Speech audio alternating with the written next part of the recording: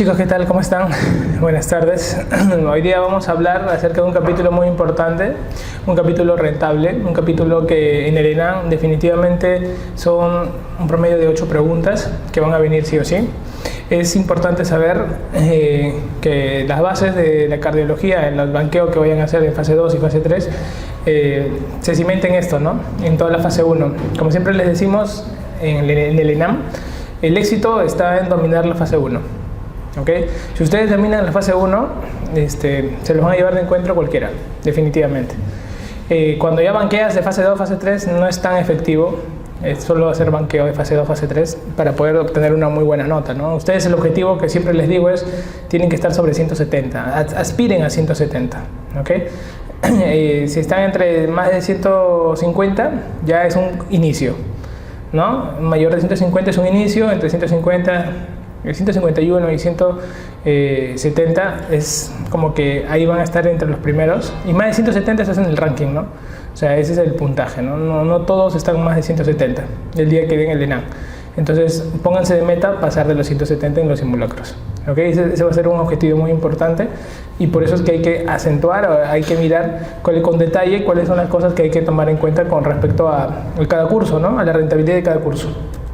A ustedes dentro, digamos, de cardiología, para que puedan dominar muy bien, todo se basa en dominar la parte anatómica y fisiológica, y no todo, sino aspectos muy prácticos de cara al ENAM que nos van a ayudar a tomar muy buenas decisiones.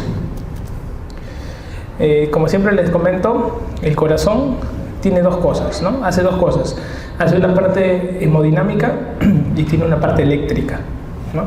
Cuando el corazón falla la parte hemodinámica, el paciente entra en insuficiencia cardíaca. Cuando falla la parte eléctrica, el corazón hace arritmias. Ahora, insuficiencia cardíaca es el efecto, digamos, final de todas las enfermedades, ¿no? ¿Quién es la principal causa de insuficiencia cardíaca? Que las coronarias se cierren, ¿no? ¿Eso cómo se llama? Coronariopatías, ¿no? O sea, la isquemia. La isquemia es la primera causa de insuficiencia cardíaca, ¿no?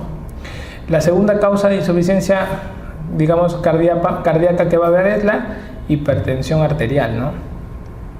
Y la tercera causa de insuficiencia cardíaca son las valvulopatías. De tal manera que entre isquemia, hipertensión y valvulopatía vamos a ver insuficiencia cardíaca, ¿no? Doctor, ¿y las arritmias pueden dar insuficiencia cardíaca? Sí, pero lo bueno es de que las arritmias las podemos controlar. Como es eléctrico, le ponemos un marcapaso, la podemos controlar.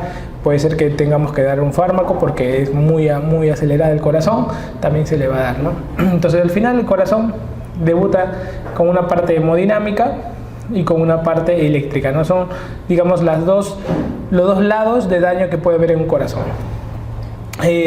Respecto a las propiedades del corazón, hay que recordar las propiedades, ¿no? Esto es una mnemotecnia antigua y que sirve hasta ahorita. Mira, Batman excitado, batmotropismo es excitación. Conducción, drogmotropismo, ¿no? Automatismo, cronotropismo, inotropismo, ¿qué cosa es?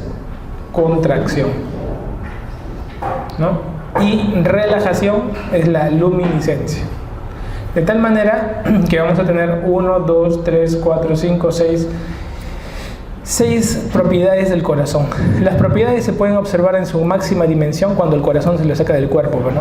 Y sigue latiendo, ¿no? Ahí demuestra qué cosa, su automatismo, por ejemplo, ¿no? Entonces es interesante. Este corazón es un corazón en promedio de 250 gramos a 300 gramos. Va a estar en el mediastino medio, ¿no? Y tiene 4 cámaras, las 2 aurículas, los 2 ventrículos. En una placa sencilla como este caso, que es una placa póstero-anterior. ¿Cómo yo sé que es póstero-anterior? Porque las escápulas están fuera. Cuando las escápulas están dentro del tórax, se dice que la placa es antero-posterior, ¿no? Un paciente que tú veas una placa metida, una escápula metida en el tórax, quiere decir que el paciente ha estado echado, entonces no se puede mover, ¿no? Entonces, en el corazón, en la placa de tórax que ustedes piden a los pacientes, nosotros no pedimos la placa para ver el tamaño, ¿eh? No nos interesa. Cardiomegalia, doctor, no me interesa.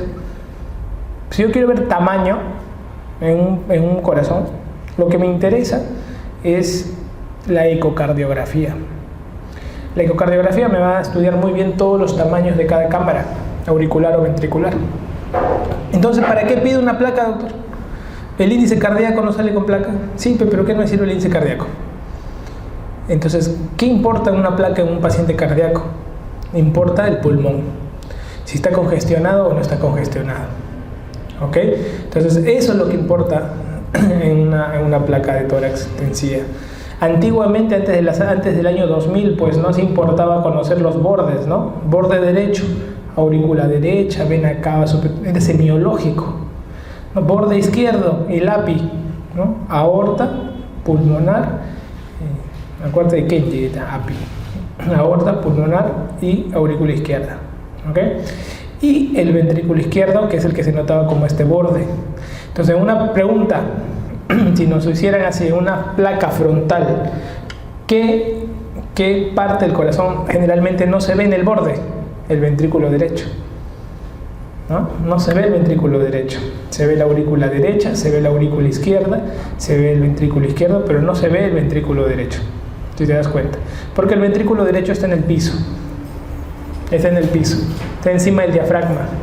Y si el ventrículo derecho crece, ¿qué pasa si crece? La punta se eleva. ¿Y qué pasa si el ventrículo izquierdo crece?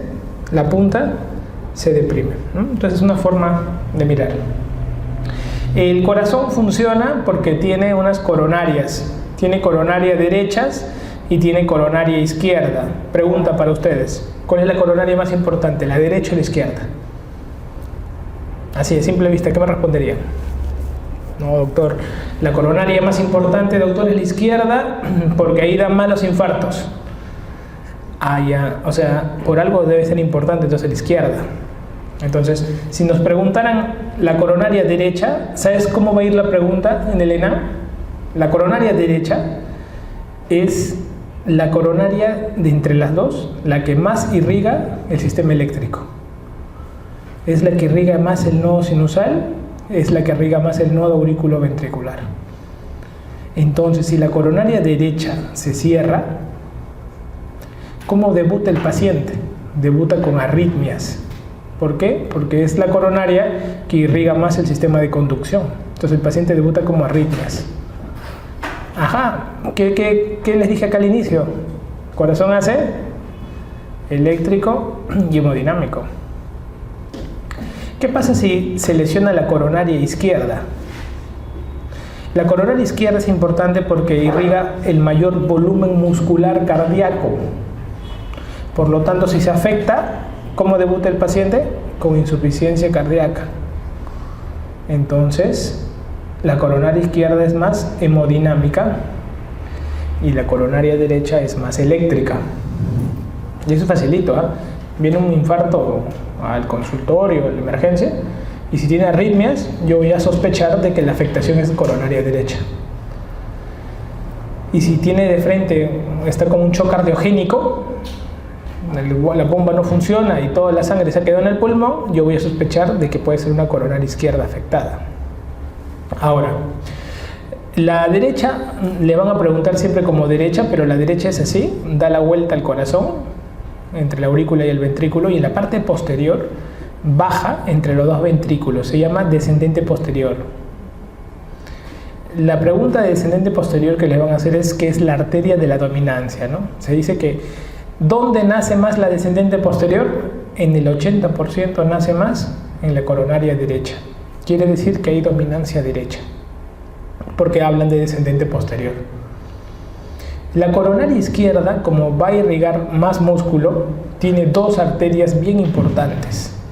La descendente anterior, que pasa por el surco interventricular anterior. Esta descendente anterior es la arteria que más se afecta en el infarto. Pregunta de ENAM clásica, ¿no?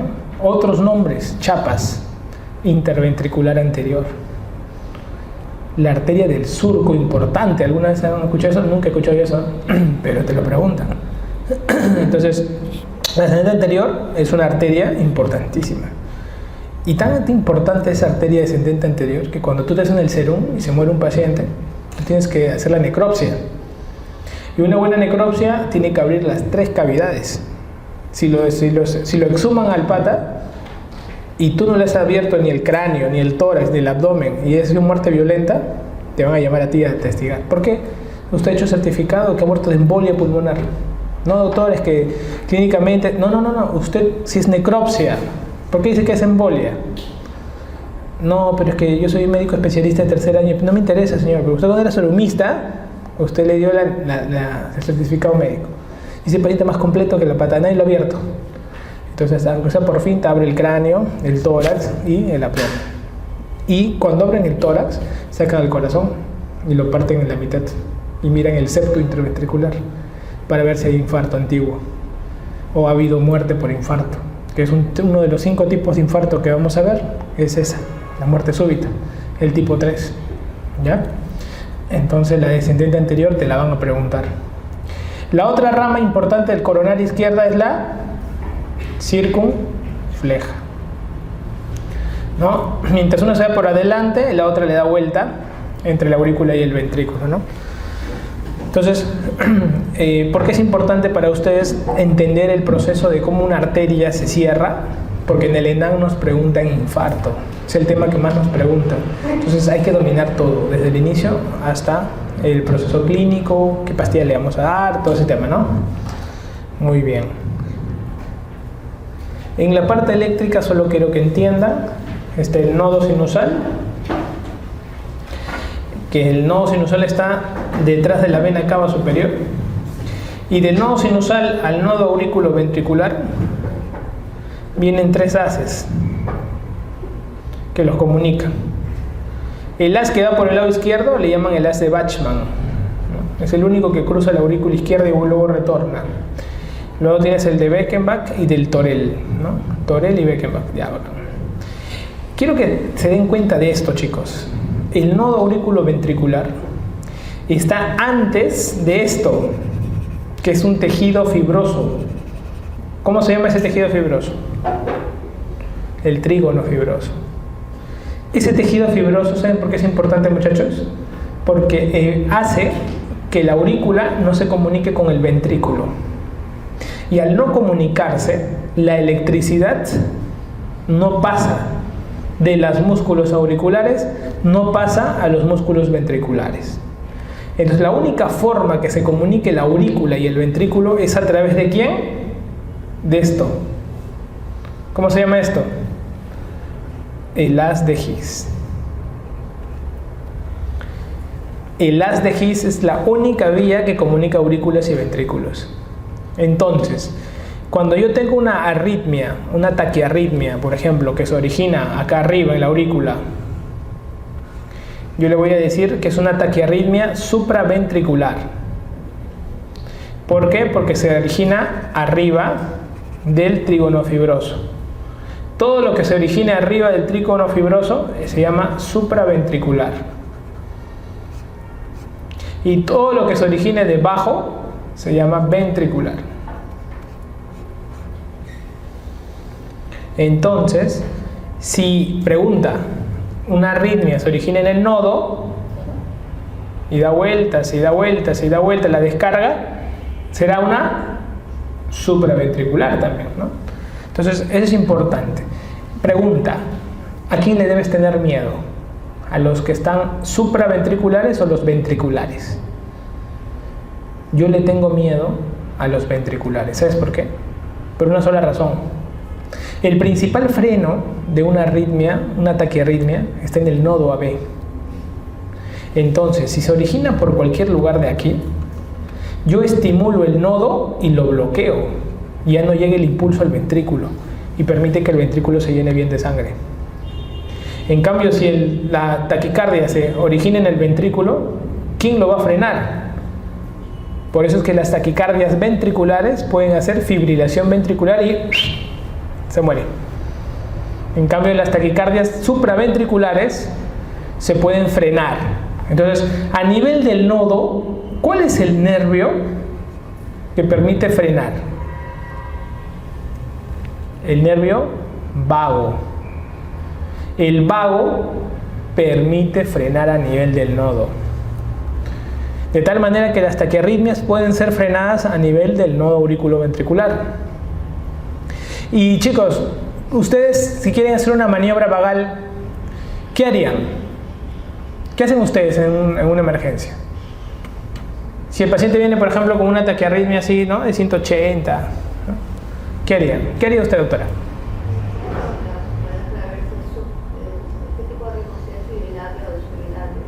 Ya.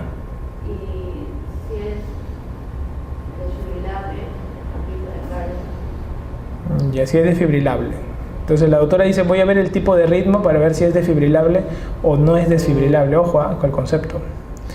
¿Y usted, doctora? ¿Qué pasa si viene una arritmia y usted está de guardia ahí? ¿Qué hace primero así? Taquicardia, ataque taquicárdica. ¿Qué le haría? De frente. En Guam nomás la doctora te mete corriente, ten cuidado, brava. ¿Usted, doctor? Pásale, doctor, lo veo ahí. ¿Usted qué haría cuando viene una taquicardia a su emergencia, a su tópico? ¿Qué es lo primero que haría? Es un concepto muy importante lo que le estoy diciendo, porque eso viene. Entonces viene la taquicardia y tú no identificas la taquicardia y esperas, no, espérate el cardiólogo un toque. Sobre todo me siento cansado y tú ves que el corazón tiene 180. No, tranquilo, ya baja ya, oye, llama al cardiólogo. ¿Y tú? Al menos para que te puedas saber qué voy a hacer ahí en ese momento. Entonces, a eso quiero que llegues. ¿Qué pasa cuando un corazón late rápido? No se llena bien.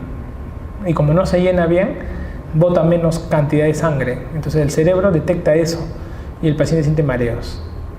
Entonces inmediatamente hay que tratar de volverlo a su normalidad, que es menos de 100, ¿no? Entonces eso es lo ideal, es eso. Pero tú antes de hacer eso tienes que ver el origen. ¿Esto es ventricular? ¿Esto es supraventricular? ¿Por qué? Porque si es supra, le puedo aplicar ¿qué cosa? Tu masaje, ¿no? Carotidio. Masaje carotidio. Detrás de la mandíbula, tóquense todos, detrás de la mandíbula, el ángulo de la mandíbula, sienten ahí, ¿qué cosa es eso? ¿Qué late? La carótida. Y ahí la carótida se bifurca. La carótida que va a irrigar la cara es la carótida externa. Y la carótida que no deja ramas y se mete así debajo de la base del cerebro, del cráneo, esa es la carótida interna. Entonces, cuando uno toca acá, le hace una compresión leve de 5 a 10 segundos, el paciente tiene que notar una disminución de la frecuencia cardíaca. ¿Eso en qué paciente yo voy a hacerlo? Mira, para el ENAM, el típico paciente que viene con una taquicardia paroxística supraventricular, que es la taquicardia más buena gente, taquicardia paroxística supraventricular, es el típico paciente que viene con una taquicardia y el paciente es mujer o hombre, pero joven.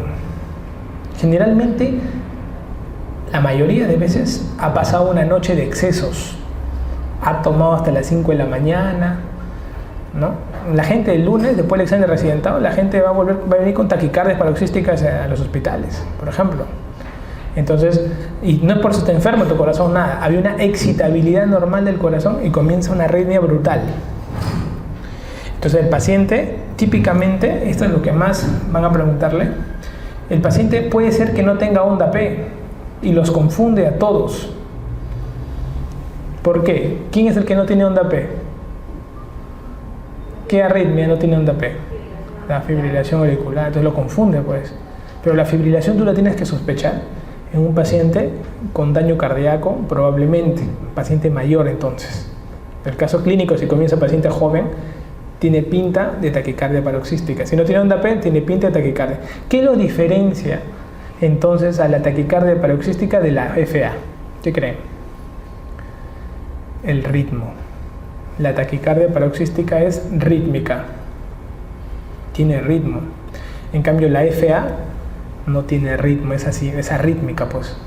Entonces, te ponen ausencia de onda P, tú tienes que seguir preguntando, ¿tiene ritmo o no tiene, o cómo está, o está rítmico?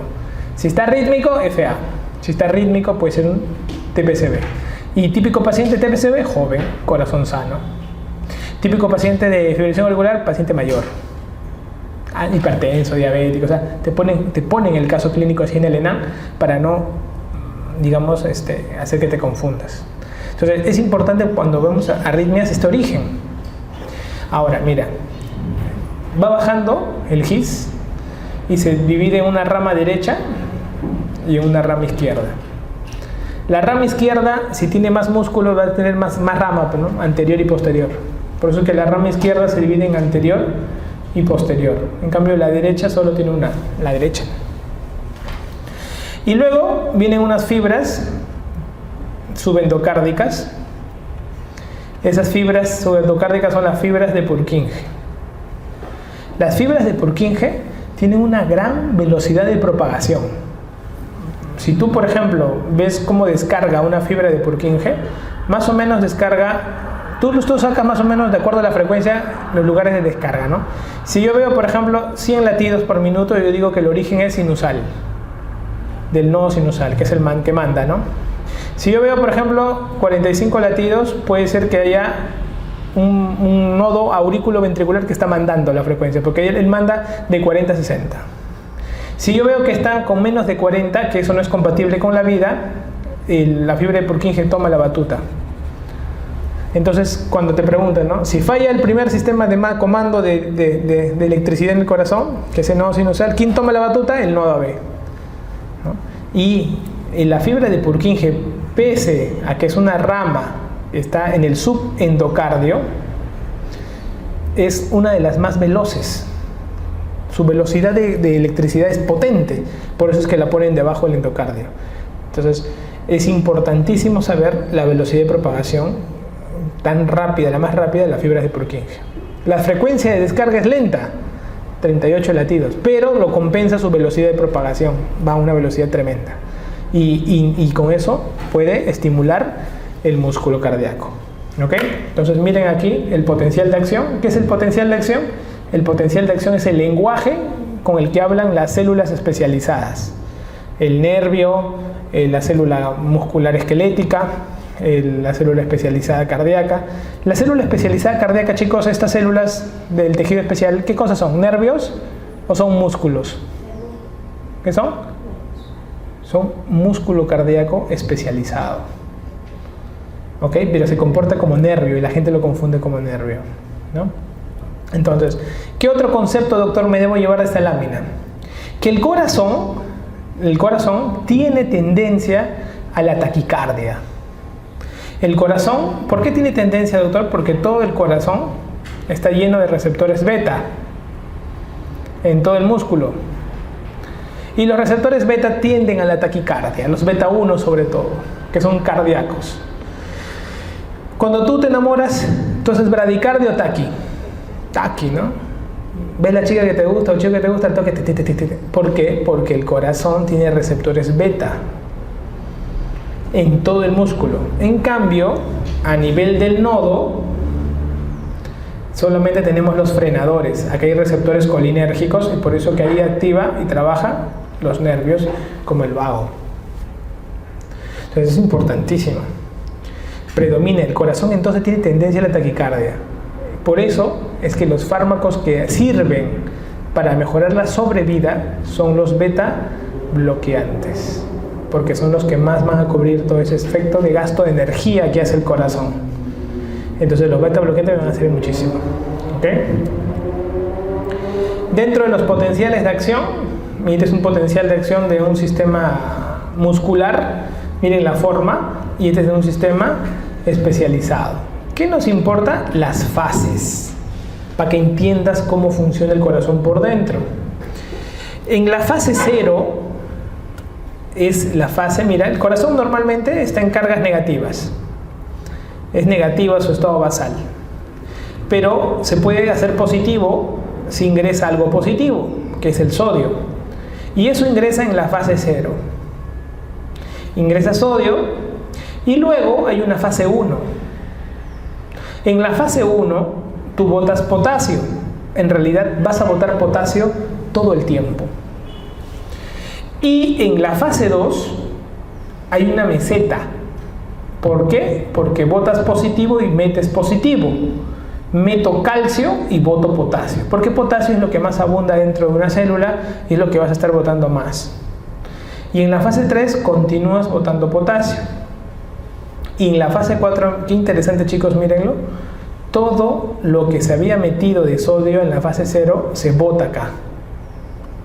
Se bota por sodio y lo que había botado de potasio, acá recupero, meto potasio. Esto gasta energía, ATP, porque es una ATPasa. Entonces la pregunta es, en la fase de reposo se consume ATP. Pregunta de examen. Quiere decir que el corazón cuando reposa gasta ATP, consume ATP. Entonces hay que tener energía en el corazón para estar haciendo descansar bien a tu corazón, ¿o no? Ya. ¿Y cómo le podemos dar ATP entonces? Porque va a necesitar ATP todo el tiempo, ¿eh? Dándole mitocondrias. Entonces Diosito, ¿qué hizo? Diosito creó el miocito y le dijo al miocito, te llenaré de mitocondrias. Y 60% de su volumen son mitocondrias. Y las mitocondrias producen ATP. Pero las mitocondrias, ¿de quiénes dependen? Del oxígeno. Entonces le dijo, por si acaso tiene que llegarte oxígeno, para que el oxígeno produzca ATP, y el ATP te permite el reposo de todo tu sistema de contracción. Entonces, el objetivo, chicos, en la clase, y vamos a enfrentarnos a todas las enfermedades, es buscar que llegue oxígeno al corazón, como sea. Ese es nuestro objetivo de los médicos. ¿Ok? El primer lugar que va a fallar para llevar oxígeno, ¿cuál es? La arteria, porque la arteria es la que lleva como caño el oxígeno, y esta se puede tapar, y si se tapa, ya no llega oxígeno, no hay ATP, no hay reposo, la célula muere porque no descansa. ¿Ok? Y sufre. Entonces, esto ocurre en una fibra muscular cardíaca.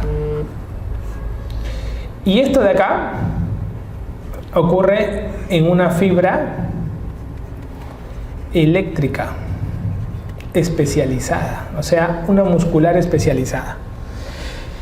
Esta de acá, eléctrica, mira las fases.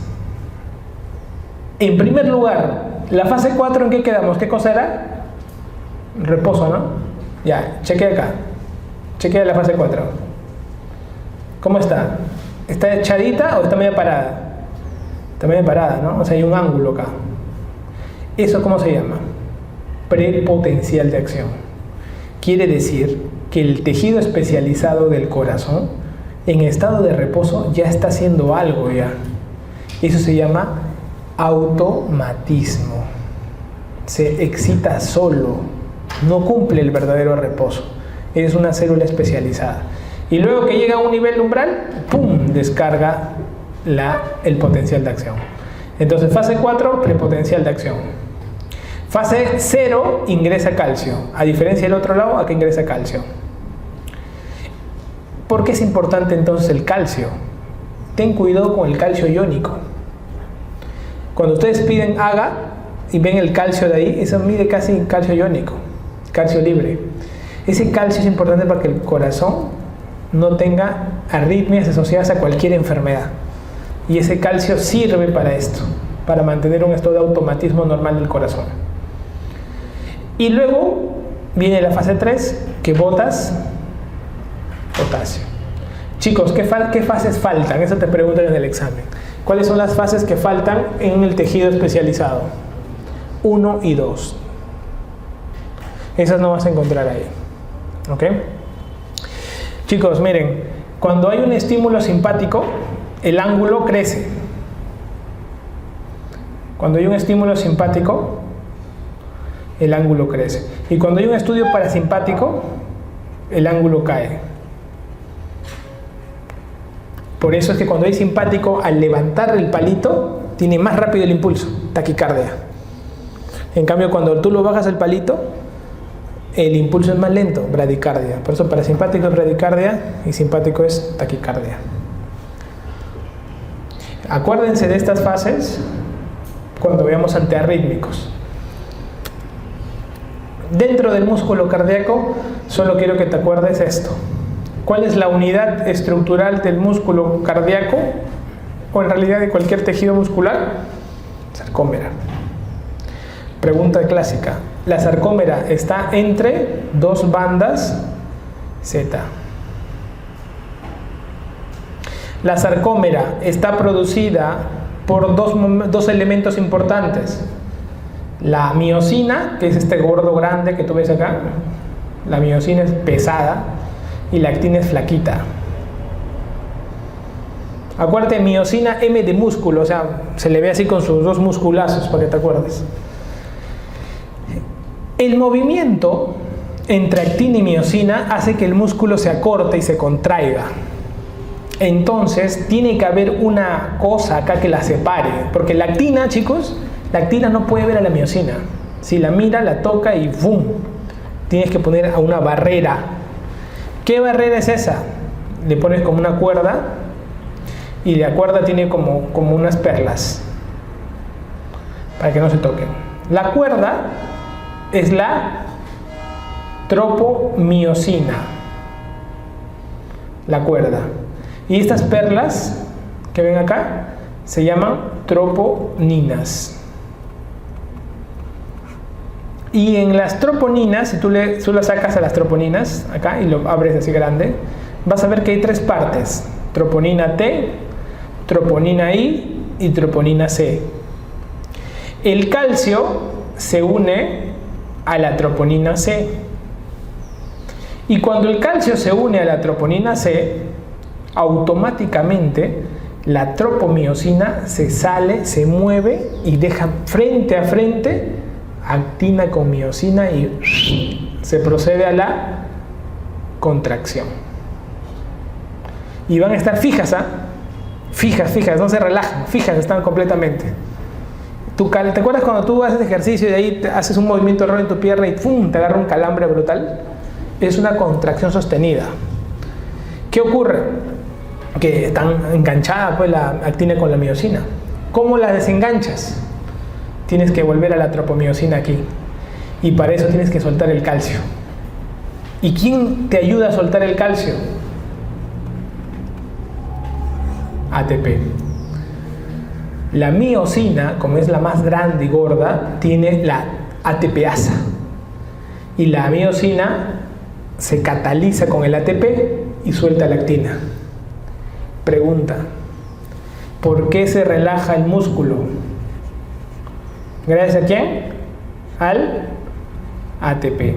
La miosina suelta a la actina por el ATP. Tú después de una brutalidad de ejercicios, después caes tirado ahí, no muerto. En ese momento tu cuerpo está consumiendo un montón de ATP para relajar todas las fibras musculares que has trabajado. Totalmente. Y te va a dar sueño y te vas a caer. Entonces, es un consumo brutal de ATP. Entonces el corazón necesita ATP para relajar la contracción, necesita ATP para el potencial de acción, volverlo al reposo. El ATP es fundamental. Entonces Diosito por eso te ha regalado más mitocondrias. Es la célula que más mitocondrias tiene de todas, el miocito. Y chicos, acuérdense bioquímica. ¿Qué macromolécula tiene mayor cantidad de ATP? ¿Los carbohidratos, los lípidos o las proteínas? Los lípidos. Entonces el corazón, ¿qué le gusta más? ¿Los carbohidratos, los lípidos o las proteínas? ¿Qué le gusta? Los lípidos. Al corazón le encanta que vayan los lípidos porque tiene más cadenas carbonatadas y al cortarlas se libera energía. Entonces el corazón le gusta. Ahora, el corazón es ciego. No solo en el amor, también en cardiología el corazón es ciego. ¿Por qué? Porque el corazón no diferencia una cadena saturada o insaturada. No diferencia. Solamente quiere romper lo que venga. Entonces, le va a llegar dos tipos de grasas, ¿no? Las grasas trans, que son unas grasas malas, por ejemplo, y él igual las trabaja. ¿Cuál es el problema de utilizar grasas saturadas y no grasas poliinsaturadas? Que las grasas saturadas normalmente se van al hígado Y las insaturadas, por ejemplo, se dan al hígado, se trabajan y no se almacenan. Cumplen funciones especiales en todo el componente. En cambio, las grasas saturadas se consumen después de 24 horas. Cualquier carbohidrato de más se transforma en LDL y luego en VLDL y se almacena en grasa o se va al hígado. O sea, hígado graso, si tú tienes hígado graso, guarda, el hígado está almacenando un montón de carbohidrato. Y el corazón sufre un mecanismo de almacén. Le dice al hígado, no, yo te ayudo, compadre, que se quede aquí también. Y comienza a almacenar grasa el corazón. El tema es que el corazón no es como el hígado, pues, ni como los músculos, ni como otros cuerpos. El corazón, sus arterias, son arterias que no tienen muchas colaterales. No tienen. Y el músculo cardíaco es un tejido no regenerativo. A diferencia del hígado, que es regenerativo, ¿no? Se tapa una arteria con grasa en el hígado, se genera otro pedazo de hígado más. Pero el corazón no. Y así es, por eso es que el corazón tiene tendencia a los infartos, porque le gusta la grasa. Y con facilidad interpreta todas las grasas por igual y se va llenando las placas de grasa dentro de las coronarias. Y así debuta el infarto. ¿Ok? Con Mirasalena le van a preguntar lo de la sarcómera. Algunas cosas pueden preguntarles, por ejemplo, como esto, ¿no? Las bandas A, las bandas I. Pero como todo te pregunta con la línea Z, la línea Z está dentro de una banda, entre comillas, como una banda I, ¿no? O bandas light, también le dicen, ¿no? Bandas light. Y estas son bandas oscuras, las bandas dark, para que te acuerdes, ¿no? Dark y light.